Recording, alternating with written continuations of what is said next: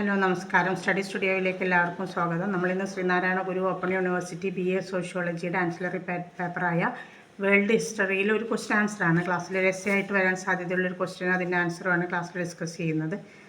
അപ്പോൾ ക്ലാസ്സിലേക്ക് പോകുന്നതിന് മുമ്പ് നിങ്ങൾ എൻ്റെ ഈ ചാനൽ ആദ്യമായിട്ടാണ് കാണുന്നതെങ്കിൽ സബ്സ്ക്രൈബ് ചെയ്യുക, ഷെയർ ചെയ്യുക, നിങ്ങളുടെ വിലപ്പെട്ട കമൻറ്റുകൾ എഴുതി അറിയിക്കുക. പിന്നെ നോട്ട്സ് അതേപോലെ മുന്നേ പറഞ്ഞ പോലെ തന്നെ പറയുകയാണ്, നോട്ട്സ് റെഡിയുണ്ട്. വേൾഡ് ഹിസ്റ്ററി, സോഷ്യോളജി, EVSൻ്റെ ഒക്കെ മലയാളം നോട്ട്സ് ഉണ്ട്, ഇംഗ്ലീഷിൽ ഹെഡിങ്ങുള്ള നോട്ട്സ് ഉണ്ട്, പെയ്ഡ് നോട്ട്സാണ്. നോട്ട്സ് ആവശ്യമുള്ളവർ കഴിഞ്ഞു പോയ വീഡിയോയിൽ വാട്സപ്പ് നമ്പർ, ഒരുപാട് വീഡിയോസിൽ നമ്പർ കൊടുത്തിരുന്നു. ആ നമ്പറിൽ വാട്സപ്പിൽ വന്നാൽ വിശദമായിട്ട് വിവരം തരാം. സെക്കൻഡ് സെമ്മിൻ്റെ അതേപോലെ സോഷ്യോളജിയുടെ 2 ബ്ലോക്കും ജനറൽ എക്കണോമിക്സിൻ്റെ ഒരു ബ്ലോക്കും നോട്ട്സ് മലയാളം ഉണ്ട്. അതും ആവശ്യമുള്ളവരുണ്ടെങ്കിൽ അവർക്ക് അങ്ങനെ ആവശ്യപ്പെടാം കേട്ടോ. നമ്മൾ ക്വസ്റ്റ്യനിലേക്ക് പോവാം. എന്താണ് ക്വസ്റ്റ്യൻ നോക്കാം. 2 രീതിയിൽ ഈ ക്വസ്റ്റ്യൻ ചോദിക്കാം, ഒരേ ആൻസറാണ് വരുന്നത്. ഒന്ന് ചോദിക്കുന്ന രീതി, evaluate the importance of American civil war, American ആഭ്യന്തര യുദ്ധത്തിൻ്റെ പ്രാധാന്യം വിലയിരുത്തുക എന്നാണ്. മറ്റൊന്ന് ചോദിക്കുന്നത്, provide a comprehensive description of Abraham Lincoln's role in the emancipation of slaves, അടിമകളുടെ മോചനത്തിൽ അബ്രഹാം ലിങ്കൻ്റെ പങ്കിനെക്കുറിച്ച് സമഗ്രമായ ഒരു വിവരണം നൽകുക എന്നാണ്. 2 രീതിയിൽ ചോദിച്ചാലും നമ്മൾ ഒരേ ആൻസറാണ് അതിന് കൊടുക്കേണ്ടത്. അതിൽ ആദ്യം അവരുടെ സിവിൽ വാറിനെ കുറിച്ച് പറയണം, അമേരിക്കൻ സിവിൽ വാറിനെ കുറിച്ച് പറയണം. നോക്കുക, 1861 അമേരിക്കയിൽ ആഭ്യന്തര യുദ്ധം പൊട്ടിപ്പുറപ്പെട്ടു. അടിമത്വവും അടിമകളെ സ്വതന്ത്രമാക്കാനുള്ള അവകാശവും എന്ത് ചെയ്തു, അമേരിക്കയുടെ വടക്ക് ഭാഗവും തെക്ക് ഭാഗവും തമ്മിലൊരു സംഘർഷത്തിന് കാരണമായി. തെക്കൻ മേഖലയിലെ രാഷ്ട്രങ്ങൾ അടിമകളെ നിലനിർത്തുന്നു എന്നത് തങ്ങളുടെ ജന്മാവകാശമാണ് എന്ന് വിശ്വസിക്കുന്ന, അങ്ങനെ ഒരു അവകാശമായിട്ട് കണ്ടിരുന്ന ആളുകളാണ്. ഫെഡറൽ ഗവൺമെൻറ്റിൻ്റെ അടിമത്തത്തെക്കുറിച്ചുള്ള നിയമങ്ങൾ നടപ്പിലാക്കുന്നതിനെക്കുറിച്ച് ഇവർക്ക് ശരിക്കും ആശങ്ക ഉണ്ടായിരുന്നു. അവരതിനെ എതിർക്കുകയും ചെയ്തിരുന്നു. അതുപോലെ 1860 അബ്രഹാം ലിങ്കൺ പ്രസിഡൻ്റായിട്ട് തിരഞ്ഞെടുക്കപ്പെട്ടപ്പോൾ തെക്കൻ രാഷ്ട്രങ്ങളിലെ വരേണ്യവർഗ അടിമത്തം നിരോധിക്കുമോ എന്നൊരു ആശങ്ക അപ്പോഴും അവർക്കുണ്ടായി. പക്ഷേ യഥാർത്ഥത്തിൽ ലിങ്കൺ എന്താണ്, രാജ്യവ്യാപകമായിട്ട് അടിമത്തം നിർത്തലാക്കാൻ വേണ്ടി വാദിച്ചിട്ടില്ല ആ സമയത്ത്. അദ്ദേഹം അടുത്തിടെ അവിടെ രൂപീകരിച്ച ചില സംസ്ഥാനങ്ങളിലും പ്രദേശങ്ങളിലും അടിമത്തത്തെ അദ്ദേഹം ഔദ്യോഗികമായിട്ട് എതിർക്കുകയാണ് ചെയ്തത്. എന്നാൽ ലിങ്കൺ തിരഞ്ഞെടുക്കപ്പെട്ട പ്രസിഡൻ്റായിട്ട് അധികാരത്തിൽ വന്നതിന് ശേഷം അദ്ദേഹം 11 തെക്കൻ സംസ്ഥാനങ്ങൾ ഔപചാരികമായി യൂണിയനിൽ നിന്ന് പിരിഞ്ഞു. എന്നിട്ട് ആ 11 സംസ്ഥാനങ്ങൾ എന്തായി, സ്വന്തമായിട്ട് പ്രസിഡൻറ്റും തലസ്ഥാനവും ഒക്കെയുള്ള അമേരിക്കൻ കോൺഫെഡറേഷനുകൾ സ്ഥാപിക്കുകയാണ് ചെയ്തത്. രാജ്യത്തെ റിപ്പബ്ലിക്കിന് വേണ്ടി, അല്ലെങ്കിൽ രാജ്യത്തെ ഒന്നിപ്പിക്കാൻ വേണ്ടിയിട്ട്, അങ്ങനെ പറയാം, രാജ്യത്തെ ഒന്നിപ്പിക്കാൻ വേണ്ടിയിട്ട് ലിങ്കൺ യുദ്ധം ചെയ്യാൻ തന്നെ തീരുമാനിച്ചു. അത് ഈ തെക്കും വടക്കും തമ്മിലുള്ള പ്രശ്നം തീർത്തിട്ട് ഒന്നിക്കണമല്ലോ, അതിനുവേണ്ടി യുദ്ധം ചെയ്യാൻ തന്നെ ലിങ്കൺ തീരുമാനിച്ചു. സൗത്ത് കരോലിനയിലെ ഹാർബറിലെ ചാൾസ്റ്റൺ എന്ന് പറയുന്ന അമേരിക്കൻ സൈന്യം കൈവശം വെച്ചിരുന്ന ഫോർട്ട് സമ്മറിലെ കോൺഫെഡറേറ്റിലാണ് ആക്രമണം ആരംഭിച്ചത്. ആ ആക്രമണത്തോടു കൂടി തന്നെയാണ് എന്തും തുടങ്ങുന്നത്, യുദ്ധവും സിവിൽ വാറും അല്ലെങ്കിൽ ആഭ്യന്തര യുദ്ധവും തുടക്കം കുറിച്ചത്. 1865 കോൺഫെഡറേറ്റ് സേന പരാജയപ്പെട്ടു. അതോടെ 1861 ആരംഭിച്ച 4 വർഷത്തെ പോരാട്ടം അവസാനിച്ചു. അതായത് കോൺഫെഡറേഷൻ സൈന്യത്തിൻ്റെ പരാജയത്തോടു കൂടി യുദ്ധം അവസാനിച്ചു. തെക്കൻ രാഷ്ട്രങ്ങൾ യൂണിയനിൽ ചേരാൻ നിർബന്ധിതരായി, കാരണം പരാജയപ്പെട്ടല്ലോ. ഭരണഘടനയുടെ 13ാം ഭേദഗതിയിലൂടെ അടിമത്തം നിരോധിച്ചു. തെക്കൻ മേഖല പൂർണ്ണമായും ആധുനിക രാഷ്ട്രത്തിന് കീഴിൽ തുടരാൻ ഇത് ഇടവരുത്തുകയും ചെയ്തു. ഇനി സിവിൽ വാർ അമെൻഡ്മെൻ്റ് ആണ് അതിലെഴുതേണ്ട മറ്റൊരു ഭാഗം. ഇതൊക്കെ നിങ്ങൾക്ക് 4 മാർക്ക് 2 മാർക്കിനൊക്കെ ചോദിക്കാൻ സാധ്യതയുള്ള ക്വസ്റ്റ്യൻസ് കൂടിയാണ് സിവിൽ വാറും സിവിൽ വാർ അമെൻഡ്മെൻറ്റും ഒക്കെ. അപ്പോൾ സിവിൽ വാർ അമെൻഡ്മെൻറ്റ് എന്ന് പറഞ്ഞാൽ എന്താണ്, ആഭ്യന്തര യുദ്ധത്തോടുണ്ടായിട്ടുള്ള ഭേദഗതികൾ, ഭരണഘടനയിൽ ഉണ്ടായിട്ടുള്ള ഭേദഗതികൾ. 14ാം ഭരണഘടനാ ഭേദഗതി അമേരിക്കയിൽ ജനിച്ച പൗരന്മാർക്ക് രാഷ്ട്രപൗരത്വം കൊടുത്തു. ആഫ്രിക്കൻ അമേരിക്കക്കാർക്ക് നിയമത്തിന് മുന്നിൽ തുല്യ സംരക്ഷണവും കൊടുത്തു. അവരുടെ രാജ്യത്തെ പൗരന്മാരായിട്ട് പരിഗണിക്കുകയും ചെയ്തു. 15ാം ഭരണഘടനാ ഭേദഗതി ആഫ്രിക്കൻ അമേരിക്കക്കാർക്ക് വോട്ടവകാശവും നൽകി. ഫെഡറേഷൻ ഗവൺമെൻറ്റിന് മുമ്പുണ്ടായിരുന്ന ഫെഡറേഷനുകൾക്ക് യൂണിയനിൽ ചേരാനും ഈ ഭേദഗതികളെല്ലാം സ്വീകരിക്കാനും ഉള്ള അനുമതി കൊടുത്തു.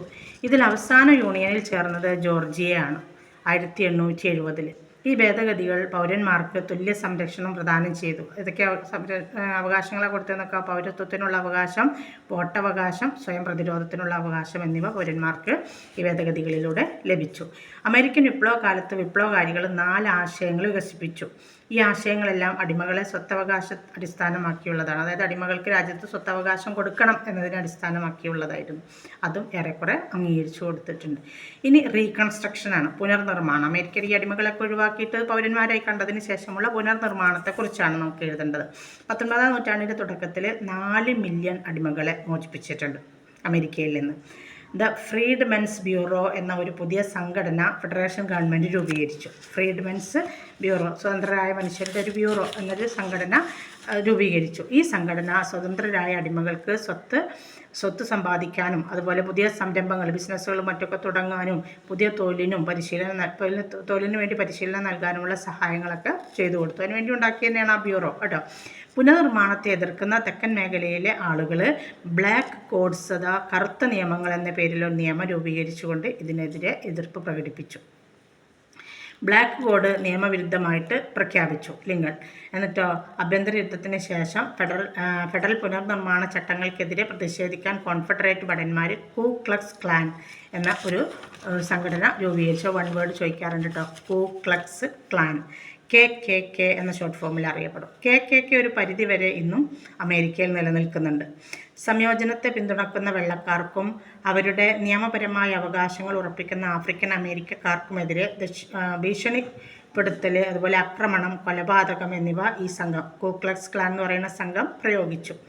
പുനർനിർമ്മാണം സംസ്ഥാനങ്ങളുടെ അവകാശങ്ങളുടെ കാര്യത്തിൽ സുപ്രധാനമായൊരു പൈതൃകം അവശേഷിപ്പിച്ചു. എന്താണെന്ന് നോക്കുക, തെക്കൻ യാഥാസ്ഥിക രാഷ്ട്രീയക്കാർ ഫെഡറൽ നയങ്ങൾക്കും ഫെഡറൽ ഗവൺമെൻറ്റിൻ്റെ പൊതു അധികാരത്തിനുമെതിരെ ശക്തമായ നിലപാട് വികസിപ്പിച്ചു. ഈ രാഷ്ട്രക്കാർ അടിമത്തത്തിലേക്കുള്ള തിരിച്ചുവരവിന് വേണ്ടി വാദിക്കുകയും ചെയ്തു.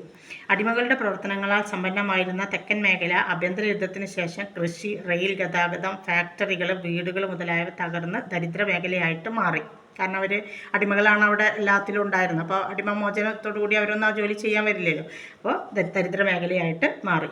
പരുത്തി വ്യവസായവും തകർന്നു. ഇവിടെ തെക്കൻ മേഖലയിൽ സ്വതന്ത്രരായ അടിമകൾ സ്വന്തം ഭൂമി അന്വേഷിച്ച് അത് കണ്ടെത്തി വാങ്ങാനും തുടങ്ങി. അപ്പോൾ അവരെന്താണ്, ഇനി അടിമവേല ചെയ്യില്ല, സ്വന്തം ഭൂമിയിൽ പണിയെടുക്കാനേ അവർ തയ്യാറാവുള്ളൂ. നിലനിൽപ്പിന് വേണ്ടി ലോണിനും മറ്റ് സഹായങ്ങൾക്കും ഇവർ ഗവൺമെൻറ് ബാങ്കുകളുടെ സഹായം തേടുകയും ചെയ്തു. അപ്പോഴും ആരില്ല, അവരുടെ ഉടമകളുമായിട്ട് അല്ലെങ്കിൽ യജമാനന്മാരുടെ അടുത്തേക്ക് അവർ പോണില്ല. കരാർ തൊഴിലാളികളായി തോട്ടമുടമകൾക്ക് കീഴിൽ തൊഴിൽ ചെയ്യാൻ ഇവർ നിർബന്ധിതരായി. 1873 ദേശീയ തലത്തിൽ തന്നെ സാമ്പത്തിക പ്രതിസന്ധി ഉണ്ടായി അമേരിക്കയിൽ. അപ്പോൾ തൊഴിലില്ലായ്മയുണ്ടായി. പല ബാങ്കുകളും തകർന്നു. ഇത് തെക്കും വടക്കും തമ്മിൽ വീണ്ടും അവസരങ്ങൾ അല്ലെങ്കിൽ ഒരു അകൽച്ച ഉണ്ടാക്കുന്നതിന് ഇടവരുത്തി. ഇനി modern United States of America ആണ് നമുക്കതിൽ എഴുതേണ്ട മറ്റൊന്ന് കേട്ടോ. ആധുനിക അമേരിക്ക. ആഭ്യന്തര യുദ്ധത്തിന് ശേഷം 150 വർഷക്കാലം തെക്കൻ രാഷ്ട്രങ്ങൾ, വടക്കൻ മധ്യ പടിഞ്ഞാറൻ മേഖലകളെല്ലാം ഇതിൽ നിന്നൊക്കെ തെക്കൻ മേഖല വിട്ടുനിന്നു. 2016 അമേരിക്കൻ സെൻസസ് ബ്യൂറോയുടെ റിപ്പോർട്ട് പ്രകാരം തെക്കൻ മേഖലയിൽ ദരിദ്രരുടെ എണ്ണം വളരെ കൂടുതലാണെന്നാണ് കണക്കാക്കപ്പെട്ടിരുന്നത്. അതേസമയം വടക്കൻ മേഖലയിൽ നല്ല വരുമാനവും വ്യാവസായിക ഉൽപ്പാദനവും നടക്കുന്നുണ്ട്. കാരണം അവിടെയൊക്കെ അത് അടിമകളാണ് ചെയ്തിരുന്നത്. അടിമകളെ മോചിപ്പിച്ചല്ല, അപ്പോൾ അതിന് ജോലി ചെയ്യാൻ അവിടെ ആളുകളില്ലാത്തൊരവസ്ഥ തെക്കൻ മേഖലയിൽ വന്നു. 2008 അമേരിക്ക ഒരു കനത്ത മാന്ദ്യം സാമ്പത്തിക മാന്ദ്യം നേരിട്ടു. സമ്പദ് വ്യവസ്ഥ ചുരുങ്ങി, ബാങ്കുകൾ പാപ്പരായി. ഇത് തെക്കൻ മേഖലയെ കൂടുതൽ ദാരിദ്ര്യത്തിൽ കൊണ്ടെത്തിക്കുകയാണ് ചെയ്തത്. ഇനി decline of slavery in America, അതിനുള്ള കാരണങ്ങളും അതിൽ വരുന്നുണ്ട്. അത് മാത്രം ചോദിക്കുകയാണെങ്കിലുള്ള ആൻസറും കൂടി അപ്പോൾ അതിൽ നിന്ന് കിട്ടും കേട്ടോ. അമേരിക്കൻ ഭരണഘടനയുടെ 13ാം ഭേദഗതി 1865 ജനുവരി 31 കോൺഗ്രസ് പാസ്സാക്കുകയും 1865 ഡിസംബർ 6 അത് അംഗീകരിക്കുകയും ചെയ്തു. അതിൻ്റെ ഫലമായി അമേരിക്കയിൽ അടിമത്തം പാടെ നിരോധിച്ചു. അമേരിക്കയിലെ അടിമത്തത്തിൻ്റെ തകർച്ച സാമ്പത്തിക, രാഷ്ട്രീയ, സാമൂഹിക, ധാർമ്മിക ഘടകങ്ങളുടെ സങ്കീർണമായ ഇടപെടലിൻ്റെ ഫലമാണ് എന്നാണ് പറയപ്പെടുന്നത്. അപ്പോൾ അതൊക്കെ അതിൻ്റെ കാരണങ്ങളാണ്. അപ്പോൾ നമ്മളിനി അതിൻ്റെ കാരണങ്ങളിലേക്കാണ് പോകുന്നത്. അടിമത്തം നിരോധിച്ചതിൻ്റെ കാരണങ്ങളിലേക്കാണ് പോകുന്നത്. ഒന്ന് എക്കണോമിക് റീസൺസ് ആണ്, സാമ്പത്തിക കാരണങ്ങളാണ്. നോക്കുക, വ്യവസായവൽക്കരണത്തിൻ്റെയും മുതലാളിത്തത്തിൻ്റെയും ഉയർച്ച സൂചിപ്പിക്കുന്നത് അടിമത്തം കൂടുതൽ കാലം നിലനിർത്താൻ പറ്റുന്ന ഒരു സാമ്പത്തിക വ്യവസ്ഥയല്ല എന്നാണെന്നാണ് പറയുന്നത്. അപ്പോൾ സാമ്പത്തികമായിട്ട് നിലനിർത്താൻ പറ്റുന്ന ഒന്നല്ല അടിമത്തം എന്നുള്ള ബോധം. രണ്ടാമത്തത് അബോളിഷനിസ്റ്റ് മൂവ്മെൻ്റാണ്, ഉന്മൂലന പ്രസ്ഥാനങ്ങൾ. 18 19 നൂറ്റാണ്ടുകളിൽ വില്യം ലോയ്ഡ് ഗാരിസൺ എന്ത് ചെയ്തു? അതുപോലെ തന്നെ വില്യം ലോയ്ഡ് ഗാരിസണും ഫ്രെഡറിക് ഡഗ്ലസും പിന്നെ ഹാരിയറ്റ് ബീച്ചിലും എന്ത് ചെയ്തു? തുടങ്ങിയവരൊക്കെ എന്ത് ചെയ്തു? അടിമത്തത്തിൻ്റെ ഉന്മൂലനം അതിന് വേണ്ടിയിട്ട് ശക്തമായിട്ട് വാദിച്ചു. എന്താ ഉന്മൂലനം ചെയ്യാറുണ്ടാൽ? വേരോടെ അതിനെ അങ്ങോട്ട് പിഴുതെറിയാനുള്ള ആവശ്യത്തിന് വേണ്ടിയിട്ട് വാദിച്ച ആളുകളാണ്. അപ്പോൾ ഇവരുടെയൊക്കെ വാദം അബ്രഹാം ലിങ്കൺ ചെവിക്കൊള്ളുകയും അതിൻ്റെ യഥാർത്ഥ അവസ്ഥ അവർ മനസ്സിലാക്കുകയും അതിനു വേണ്ടി അവർ വാദിക്കുകയും ചെയ്തു. അതാണ് ഉന്മൂലന പ്രസ്ഥാനം, അബോളിഷനിസ്റ്റ് മൂവ്മെൻ്റ് എന്ന് പറയുന്നത്. മൂന്നാമത്തെ കാരണം പൊളിറ്റിക്കൽ ഫാക്ടേഴ്സാണ്, രാഷ്ട്രീയ ഘടകങ്ങളാണ്. ആഭ്യന്തര യുദ്ധവും വിമോചന പ്രഖ്യാപനവുമാണ് അടിമത്തത്തിൻ്റെ തകർച്ചയിലേക്ക് നയിച്ച പ്രധാന രാഷ്ട്രീയ കാരണങ്ങൾ. പിന്നെ അടുത്തത് റിലീജിയസ് ആൻഡ് മോറൽ റീസൺസ് ആണ്. മതധാർമ്മിക കാരണങ്ങൾ. മതപരമായി അടിമത്തം ഒരു അധാർമിക പ്രവർത്തനമാണ് എന്ന മതന്യൂനപക്ഷങ്ങൾ വാദിക്കുകയും അവർ എല്ലാ ജനങ്ങളുടെ ഇടയിൽ അതിനെ ഉത്ബോധിപ്പിക്കുകയും ചെയ്തു. അതും അടിമത്തത്തെ അവസാനിപ്പിക്കുന്നതിന് കാരണമായി. അഞ്ചാമത്തത് ഇൻ്റർനാഷണൽ പ്രഷറാണ്, അന്തർദേശീയ സമ്മർദ്ദം. ലോകരാജ്യങ്ങൾ 1800-ൻ്റെ പകുതിയിൽ ബ്രിട്ടനും ഫ്രാൻസും അടിമത്തം നിർത്തലാക്കി. ഇത് അമേരിക്കയ്ക്ക് ഒരു എന്താ പറയുക ബോധം ഉണ്ടാകുന്നതിനിട വരുത്തുകയും അമേരിക്ക അത് അന്വേഷിച്ച് അതിനനുസരിച്ച് അമേരിക്കയിലും അടിമത്തം നിർത്തലാക്കുന്നതിലേക്ക് അത് നയിച്ചു. അപ്പോൾ അവരൊക്കെ അടിമത്തം നിർത്തലാക്കിയപ്പോൾ അവിടെ നിന്നുള്ള ജനങ്ങളുടെയും നേതാക്കന്മാരുടെയും സമ്മർദ്ദം അമേരിക്കയ്ക്കുണ്ടായി. ഇത്രയാണ് അതിൻ്റെ കാരണങ്ങൾ വരുന്നത്. അപ്പോൾ ഏതൊക്കെയാണ് കാരണങ്ങൾ വരുന്നത്? എക്കണോമിക് റീസൺ, സാമ്പത്തിക കാരണങ്ങൾ, അബോളിഷനിസ്റ്റ് മൂവ്മെൻറ്റ്, ഉന്മൂലന പ്രസ്ഥാനം, പൊളിറ്റിക്കൽ ഫാക്ടേഴ്സ്, രാഷ്ട്രീയ കാരണങ്ങൾ, റിലീജിയസ് ആൻഡ് മോറൽ റീസൺസ്, മതധാർമ്മിക കാരണങ്ങൾ, 5 ഇൻ്റർനാഷണൽ പ്രഷർ, അന്തർദേശീയ സമ്മർദ്ദം, മറ്റു രാജ്യങ്ങളിൽ നിന്നുള്ള സമ്മർദ്ദം. ഇത്രയും കാരണങ്ങൾ. ഇതിൽ ആളുകളുടെ പേര് നമ്മൾ 1-2 ആളുകളുടെയെങ്കിലും പഠിക്കാം. ഇതിൽ അബോളിഷനിസ്റ്റ് മൂവ്മെൻറ്റിൽ ഏതൊക്കെയാണ്? ഫ്രെഡറിക് ഡഗ്ലസ്, മറ്റൊന്ന് വില്യം ലോയ്ഡ് ഗാരിസൺ പിന്നെ ഹാരിയറ്റ് ബീച്ചർ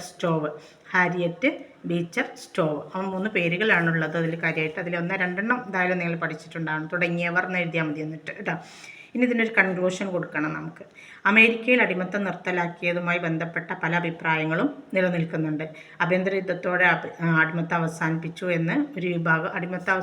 എന്നൊരു വിഭാഗം വാദിക്കുമ്പോൾ 13-ാം ഭേദഗതിയോടെയാണ് അവിടെ അടിമത്തം അവസാനിച്ചത് എന്ന് പറയുന്ന ഒരു ആളുകളും അക്കൂട്ടത്തിലുണ്ട് എന്ന് എഴുതിയിട്ട് അവിടെ അവസാനിപ്പിക്കുക. എത്രയാണ് അത് വരുന്നത് അപ്പോൾ അതിൽ നിന്ന് നമുക്ക് എന്തൊക്കെ കിട്ടും?